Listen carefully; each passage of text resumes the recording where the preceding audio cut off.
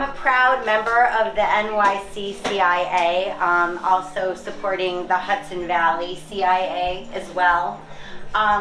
Legalization is before us, and before we cross the finish line, there's a lot for us to do, right? We still have a lot of work to do, and we cannot leave it to our regulators to know what's best. I'm super excited about the opportunities that are coming along with the cultivation of cannabis. It's really been just an amazing journey, and it's just like the opportunity for creating wealth for people who have been excluded from that for generations is just really amazing. And the opportunity for wellness for people who are neurodivergent in a lot of different ways are going to get medicine that they've never had access to before. And for the first time in history, cannabis has been medicine for thousands of years, but for the first time in history, there's a confluence of science and cannabis that's going to allow everybody to really dial in what it is that they need for themselves. But it's really challenging when we talk about social equity, when we talk about inclusion, but we are looking to exclude almost 1 million people here in the state of New York from participating in this legal market.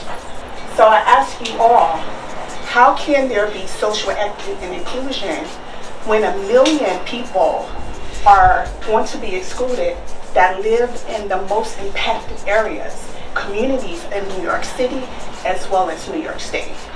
Hi everyone, I am Jean Sullivan, and I'm delighted to be part of what we created today, which is a gathering of members and interested people in what's called the NYCCIA, New York Cannabis Industry Association, plus the Hudson Valley. I'm thrilled with what happened today, a vibrant group of interested people. We talked about home grow today.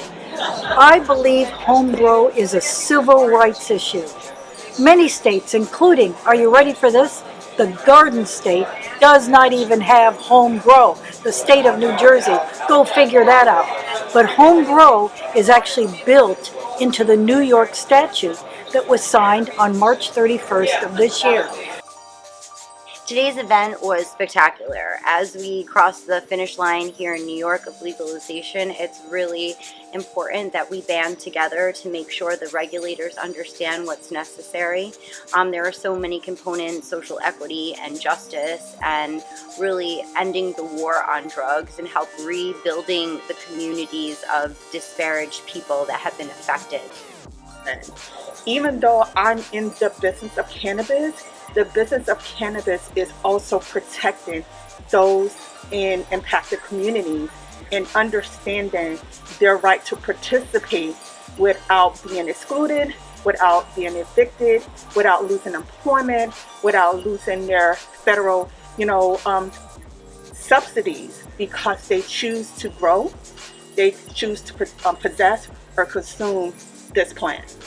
Today we talked about not only that home grow is a civil rights issue, that it's also a stimulus for the market, in the same way that if you had home brew beer, that actually led to the microbrew industry, right? People who are passionate about home brew didn't take away from market share. That's actually ridiculous. If you say to somebody, hey, you're a home brewer, right? Does that mean you don't actually buy beer anywhere else? Every home brewer would be like, are you crazy? All I do is go out and buy beer.